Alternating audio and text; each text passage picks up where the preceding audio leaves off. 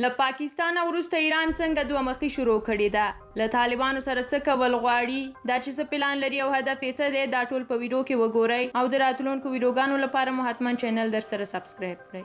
ایران چې په 1988 کال کې 10 ډیپلوماټان په مزار شریف کې د طالبانو په حمله کې وژل شوي، په پوله کې د وروستیو نښتو په ترڅ کې ظاهرا هڅه کوي چې د طالبانو له سرپرست حکومت سره ښې اړیکې ولري ترڅو وضعیت له کنټروله ونه وځي. په تازه یوه پیښه کې د اسلام قلعه د سرحدي ښارګوټي دوغارون بندر د طالبانو او د ایران د سرحدي ځواکونو ترمنځ د نښتو شاهد و چې په نتیجه کې دغه بندر د موقت وخت لپاره وتړل شو. د دغې نښتې د څرنګوالي په اړه د طالبانو او ایراني چارواکو څرګندونې ضد و نقیض دي. طالبانو ادعا کړې ده چې ایراني ځواکونه د افغانستان خاورې ته راداخل شوي وو، خو ایراني چارواکو بیا ویلي دي چې د ایران پولې ته نږدې د یوه سړک د جوړولو لپاره د طالبانو پریکړه چې ورسره نه وه شریکه شوې د دې سبب شوی چې د دې هیواد سرحدي ځواکونه یې مخه ونیسي. خو اوس د ایران د بهرنیو چارو وزارت ویلي دي چې د ستونزو د حل لپاره یې وړاندیز کړی دی چې طالبانو ته دې په دې اړه چې د پولې په اوږدو کې څه ډول چلند وکړي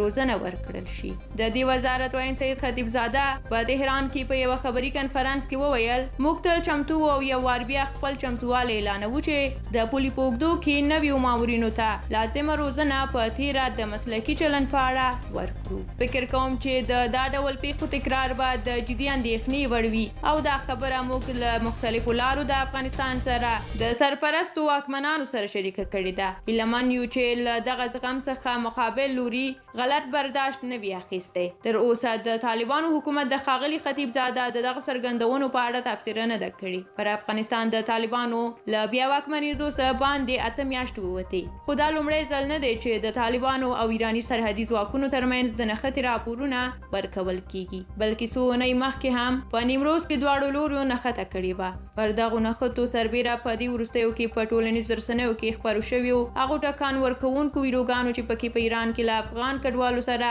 د بد سلوک موارد لیدل کیږي هم د دواړو هیوادونو د اړیکو د راتلونکي په اړه اندېښنې راپورته کړي دي. په افغانستان کې د طالبانو د سرپرست حکومت ویلي دي چې له ټولو ګاونډیو هیوادونو سره د ښو اړیکو غوښتونکي دي، خو له ګاونډیانو څخه هم غواړي چې د افغانانو درناوی وکړي. خو دا په داسې حال کې ده چې ګاونډیان پرې هیڅ خیال نه راوړي او نن د پاکستان نورې ډېټ الوتکې هم په افغانستان باندې بیا ګزمې ووهلې.